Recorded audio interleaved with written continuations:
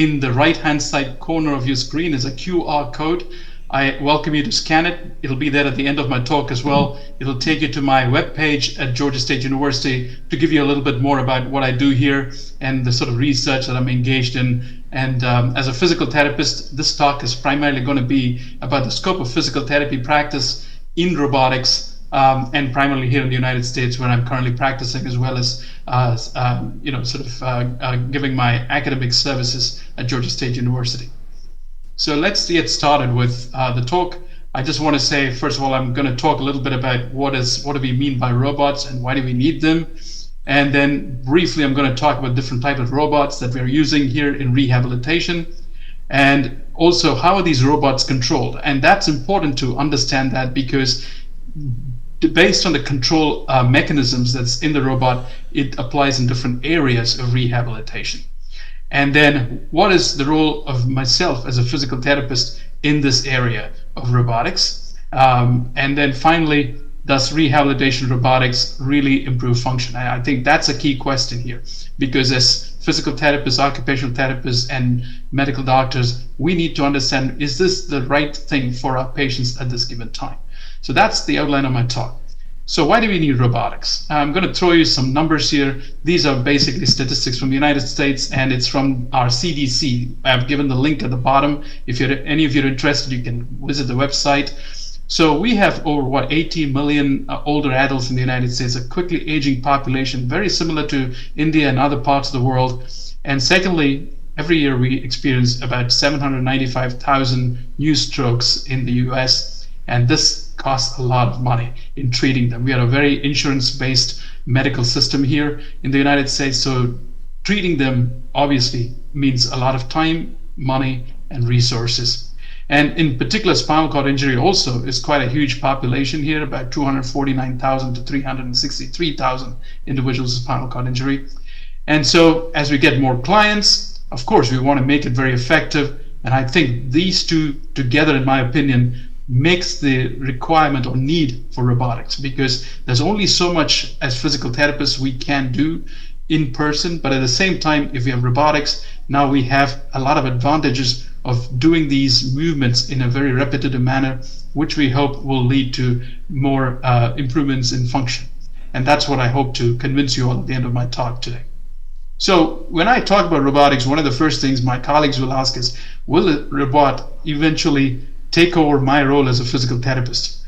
And the answer is no. I don't want anybody in the audience thinking robots are going to take over our role as physicians and PTs and OTs. Never. All it's going to do is help us give the best service to our patients. That's what we're trying to do here. And if you're thinking about robots, again, we always think this is a very modern concept.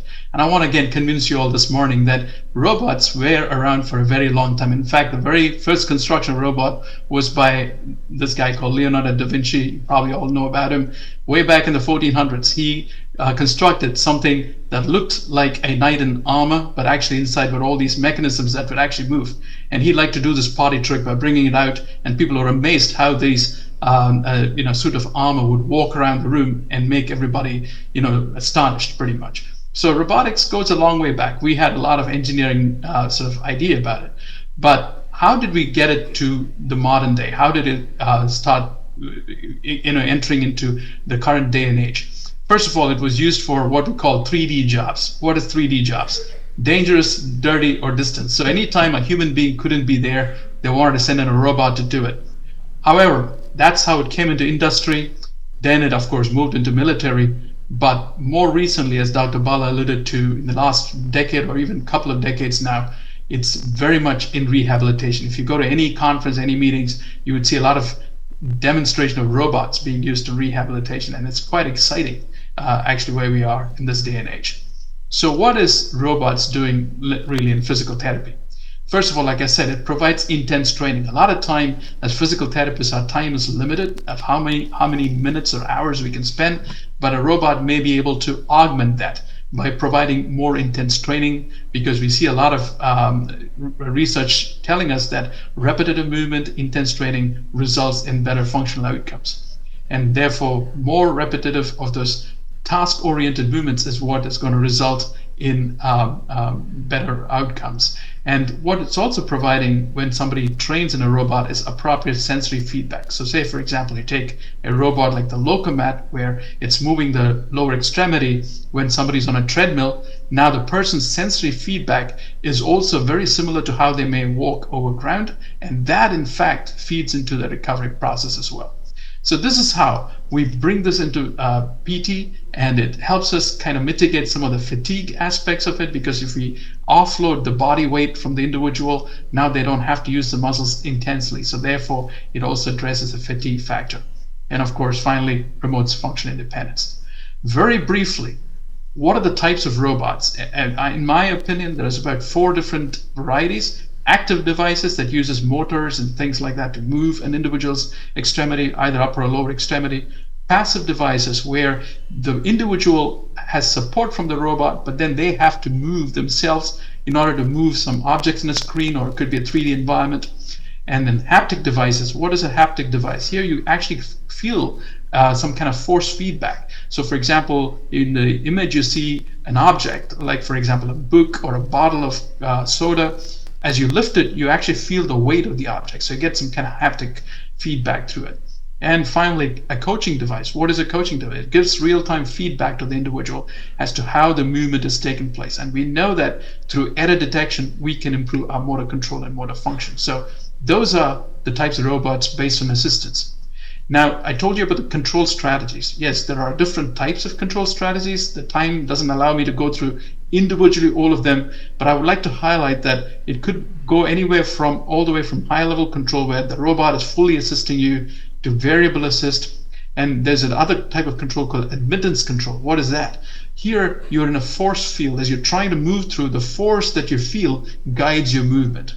And impedance control is also based on force feedback, where the individual is able to move based on the feedback that in the force feedback they're experiencing as they move through the range of motion, if you like. And last but not least, what we call brain-computer interface, where the electroencephalography, EEG, guides the movement, if you like. And I got a good example at the very end of my talk about this. And so from a physical therapist scope of practice, back when I was in Michigan, 10 minutes are over. 10 minutes are over. Am I running out of time? Yeah. Yes. Okay. Couple of minutes, yeah. Couple of minutes, I'll quickly wrap it up. So basically, we do everything from evaluation to measuring the individual for the robot. We do have a robot clinic, if you like, where we do these things. And then, of course, we train them with those exoskeletons, provide appropriate services and devices, fitting for the patient, so on and so forth. And finally, we also pick the control paradigm to optimize the movement. And also we monitor the training sessions, review patients' capabilities in how they're moving, and we perform the training assessments. And finally, we make sure that there's regular upkeep and maintenance of the robot. So when the patient comes back to the clinic, we're the ones who are assessing them, making sure they're able to use the robot effectively. And I'm going to leave you with just one study which I recently published along with colleagues. This was in 2021. You can take down the reference, but what I would like to point out is there's several studies out there. In fact, we did a review of all of the systematic reviews, 17 systematic reviews. What we concluded in all of them is, while we're trying to choose these technologies, we have to be very cautious, because some of these studies have not been really well designed, and there's many weaknesses in design and execution. So as clinicians, before we decide whether it's good for our patients, do review these sort of evidence intensely before you make that decision. And like I said, mind control is great. There's a great example that came out of the University of Pittsburgh here in the US of how we can use EEG to control robotic arm to help somebody feed independently. And anyway, I'm going to leave it at that point. I know I'm running out of time here. I'm going to leave you with my email address. Thank you for your attention.